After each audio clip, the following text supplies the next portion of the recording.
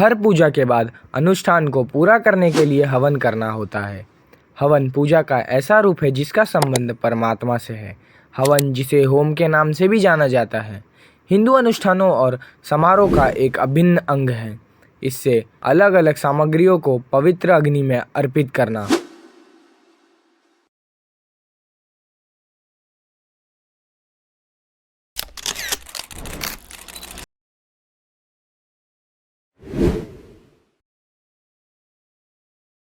कहते हैं कोई भी हवन करते समय पहले अग्निदेव की आराधना की जाती है।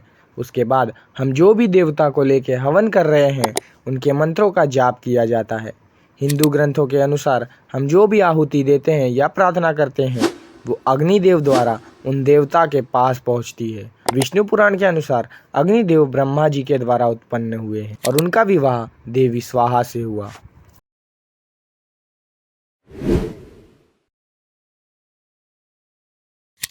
कहते हैं पूजा के बाद हवन करने से कोई भी अनुष्ठान खत्म होता है, इसीलिए हर पूजा के बाद हवन किया जाता है। पहले भी हमारे ऋषि देवताओं को प्रसन्न करने के लिए अग्नि जलाकर उन देवताओं का साधना करते थे। पहले जब वर्षा नहीं होती थी तभी हवन के द्वारा सभी लोग मिलकर इंद्रदेव को प्रसन्न करते थे। तब इंद्रदेव जाकर वर्षा करते थे। हवन में मंत्रों के द्वारा परमात्मा के पास प्रार्थना पहुंचती है।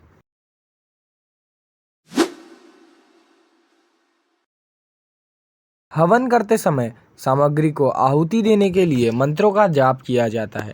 कहते हैं हवन में इन मंत्रों को सुनने से मन और अंतर आत्मा में शुद्धता आती है। हवन में मंत्रों के उच्चारण से अंदर पॉजिटिविटी आती है। मंत्रों के जाप में जो रिदम है उससे तनाव कम होता है और मेंटली माइंड स्ट्रांग रहता है।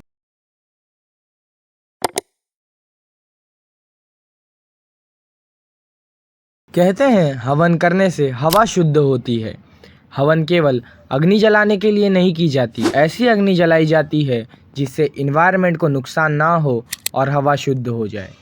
हवन में हम लकड़ी का यूज़ करते हैं पर बांस की लकड़ी नहीं जलाते, क्योंकि जब किसी की मृत्यु होती है तो बांस की लकड़ी के द्वारा उसकी अर्थी को बनाते हैं पर उसे जलाते नहीं। हिंदू धर्म के अनुसार बांस की लकड़ी को जलाने से पितृदोष होता है।